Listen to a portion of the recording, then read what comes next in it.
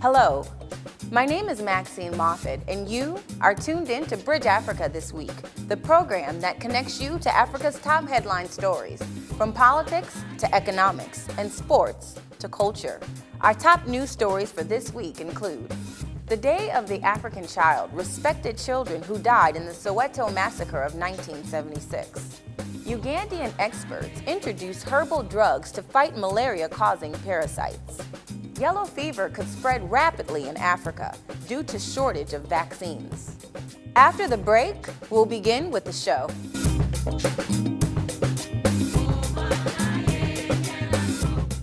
Ugandan scientists developed a drug from natural herbs that could cure malaria in 3 days. The drug, Date Anti-Malaria, can kill malaria-causing parasites within the human body using its natural compounds extracted from plants, released the scientist. Dr. Patrick Ogwen, the lead investigator, pharmacist, and lecturer at Barara University of Science and Technology, said laboratory tests proved that the drug was safe and efficacious.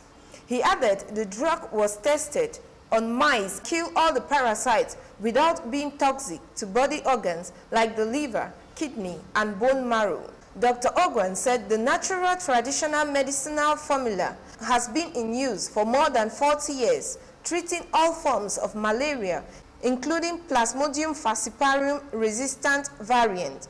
Findings from the laboratory test were submitted to the National Drug Authority and assigned a notification number TIE 218. The prototype of the drug is packaged in terms of capsules for adults and a powder substance to be taken by children as syrup. The managing director of Date Group of Companies, Mr. Matthias Magula, who owns the drug formula, said the drug will help pacify malaria, which is responsible for about 50% of illness on the African continent. The United Nations Health Agency warned that the global supply of the yellow fever vaccine may not be sufficient if simultaneous outbreaks hit the densely populated areas not covered by emergency responses. It observed that by mid-June of 2016, almost 18 million doses were already distributed in Angola, the Democratic Republic of Congo, and Uganda. According to the World Health Organization, the world's 4 major vaccine manufacturers had been working around the clock to address the situation, bringing the global supply to 6.2 million doses in early June. The Angola outbreak in particular depleted 6 million doses twice this year, a level never seen before. In the past, no more than 4 million doses have been used to control an outbreak in one country. Urban yellow fever could spread rapidly in densely populated cities, causing thousands of deaths and very serious humanitarian consequences. The World Health Organization in 1997, in partnership with the United Nations Children Emergency Fund, Médecins Sans Frontières, and the International Federation of the Red Cross and Red Crescent Societies, created the International Coordinating Group to manage emergency vaccine supplies for the future outbreaks and coordinate the distribution of vaccines to the affected areas. Yellow fever is an acute viral hemorrhagic disease transmitted by infected mosquitoes. The Day of the African Child, observed every June 16th, honored memories of students who fought against the apartheid in South Africa. Events are organized every year around the continent to promote the child's rights. Our Bridge Africa correspondent, Maimuna Joya, joins us in the studio today to talk about this special commemoration. So tell me more about the significance of the celebration of the African child, especially in the light of the Soweto massacre of 1976. Okay, the Day of the African Child, it was in its 26th edition this year, and so it was placed under the theme Conflicts and Crisis in Africa, Protecting All Children's Rights. It's just a way to say that conflicts, which is a reality in most African communities in contemporary times, has constituted an impediment to the education of children, because in Africa principally, or let me say in West and Central Africa, when we talk about the Boko Haram insurgency, it's an armed conflict which has really hindered the education of children. And that is why in Nigeria we had some youth who came up with a concept known as Bring Back Our Girls, because thousands of children or young girls were kidnapped as a result of this terrorist endeavor, and many children were kidnapped and so could no longer go to school. And so this Day of the African Child is equally a means to say that governments should try their all so that children can always go to school. And what is the involvement of children and youth on this day of really celebration for them? In Nigeria, we had some youth who came up with a concept known as Bring Back Our Girls, because thousands of children or young girls were kidnapped as a result of this terrorist endeavor, and many children were kidnapped and so could no longer go to school. And so this Day of the African Child is equally a means to say that governments should try their all so that children can always go to school. And this 26th edition of the Day of the African Child is equally the commemoration of the 40th anniversary of the Soweto massacre. And that is why this year it makes it so special. And what made this celebration so unique this year? Okay, the Day of the African Child, it was in its 26th edition this year, and so it was placed under the theme Conflicts and Crisis in Africa, Protecting All Children's Rights. Principally in Africa, what is mostly organized is platforms, conferences, roundtable discussions, and so maybe I think this is an opportunity to call on governments to always follow up what is being done, because if you always expect only the 16th of June to take concrete actions, it therefore means it's not going to be sustainable. And so to put in place a sustainable educational system in our African communities, there is need to follow up, to monitor what is being done after every given celebration. Thank you so much. Thank you, Maxine.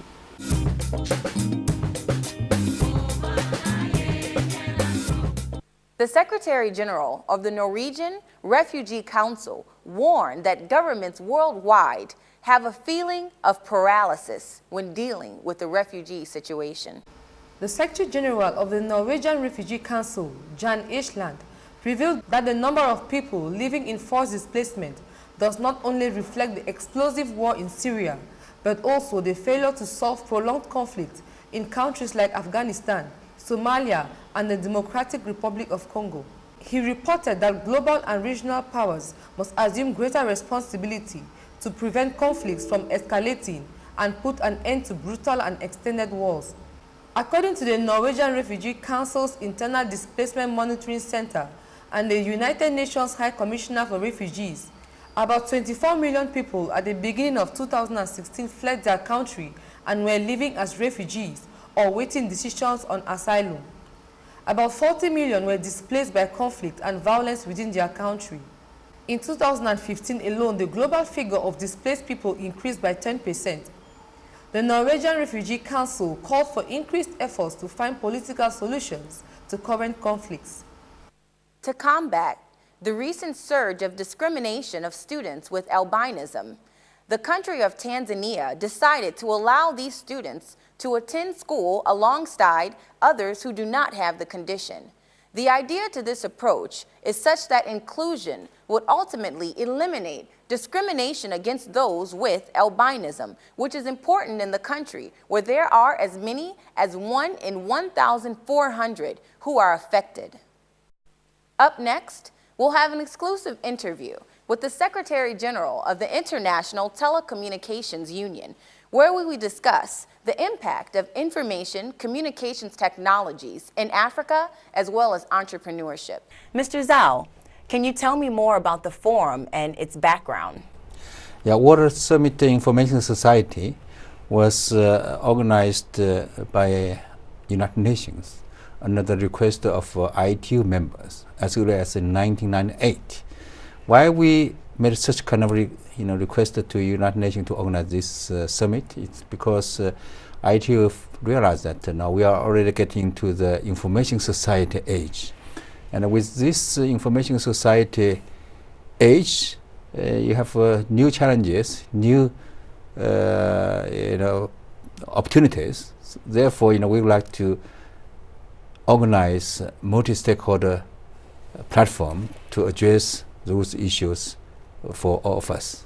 And speaking of multi-stakeholder platforms, since your induction as the Secretary General in 2015, you've placed a great emphasis on small and medium enterprises, and that's been manifested through your Emergence initiative. Can you tell me more about that? Yeah, it's my favorite Okay. ITU, as you know, is a specialized UN agency responsible for ICT and telecom business at the global level. And ITU enjoyed its 150th years history, and ITU is the oldest UN agency. Wow.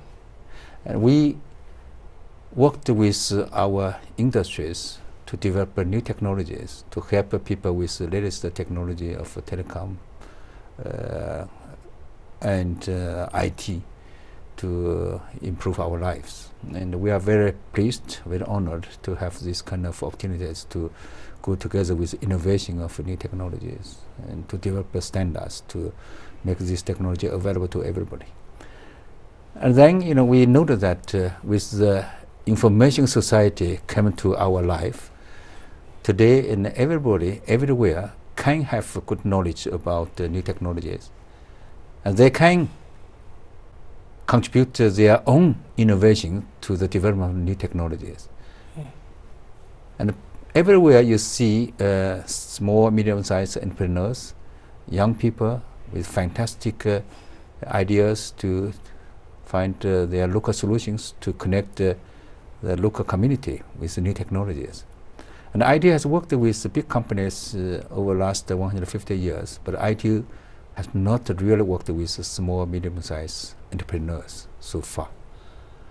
Although we recognize their value, but we did not really work with them. We do not know how to work with them. We don't know how to help them. And then, in my opinion, today all these new technologies, internet, mobile, broadband, it's marvelous technologies.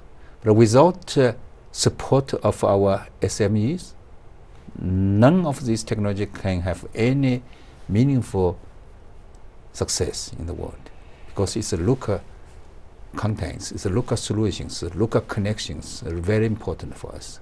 And then the big technologies developed by big companies go everywhere, but they themselves cannot go everywhere. It's a small, medium-sized entrepreneur. Of course, SMEs create a lot of job opportunities to help people, to help the country, to help social economic development. And the SMEs also rich source of innovation.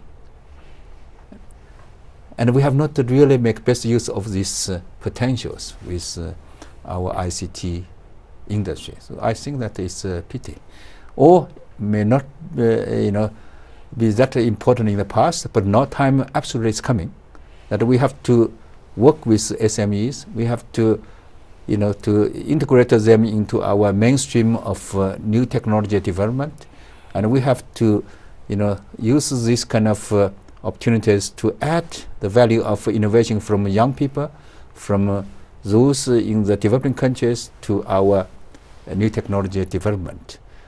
There are a lot of reasons to engage SMEs, and unfortunately, we have not engaged them so intensively in the past. Now I think that is time, is opportunity for us to engage them. That is the reason why ITU launched a new initiative to support SMEs. And I'm very pleased to see that everywhere in the world, whenever I visit, whenever I come for the conferences, people talked about SMEs. Now here, there's another issue we might have to address, that SMEs are supported by government everywhere. Yes, absolutely. Anyhow, in different forms. Some countries support the SMEs by finance ministry, some others by trade ministry, some others by science technology industry, or some by education ministry. That doesn't matter for me whether you supported by any particular ministry. But in short, government supports this. So at the national level, they have a lot of activities to support them. But at the international level, we talked a lot. But we did not have any platform to invite them come together, to share their experiences, share their projects, share their concerns, challenges. And ITU see some opportunities here. We would like to create international platform. Actually, we already have our platform. We call the ITU Telecom. But this telecom started from 1971. It's a good platform to invite everybody, stakeholders come together to address the issue of ICT development. Now we like to make focus to invite SMEs, ICT SMEs come together to look for the future. And I think that we already have some good reaction from our members, from our stakeholders, and we would like to continue this effort to, to bring the value of SMEs to the global family. And since SMEs are said to make up almost 90% of most businesses in the world, I believe that this is great energy that you are bringing as Secretary General to the ITU. I also wanted to ask you about the new trend that has taken over with the switchover between analog to digital, particularly within Africa and emerging markets. Why we needed to transfer from analog to digital? Because with new technologies, we found that the digital technology can offer much better, much wider opportunities to help us to, to improve our communication, improve our even, socio-economic environment. And like 3G, 4G, mobile technologies, they use digital technologies. Why not television? Why not broadcasting? So now we look at this at the global level. We found that there's also opportunities to move those analog technologies used by television broadcasting for a long time, to move this to the digital age, so that we can use those analog systems spectrum for better use of our services and technologies. We call this give us digital dividend. We can use the digital dividend more efficiently and more widely for the future of our life with new technologies. Now, digital transition is the targeted at June 2015. Initiated by ITU and agreed by our members. I'm very pleased to see that last year in June, we have many countries already reached this goal to switch from analog system to digital, which gives us a great opportunity to use the digital dividend for new services, for new technology. And here we encourage innovations because we have more resources in our hand. And then we need innovation. We need new services, new technologies, and we have possibility to offer them with the new, limited resource of spectrum. And here I'm very pleased to see the progress. Thank you, Secretary General. My pleasure.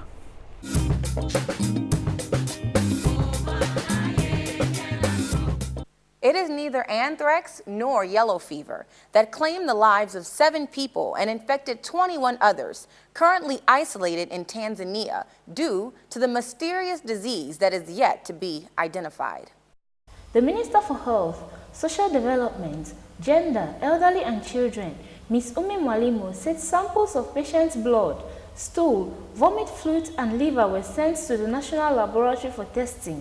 The laboratory results are expected to come out later this week to explain the disease. Ms. Mwalimu further explained initial tests at the National Laboratory proved the strange disease is not yellow fever, and laboratory technicians are still working to identify other diseases, such as Rift Valley fever.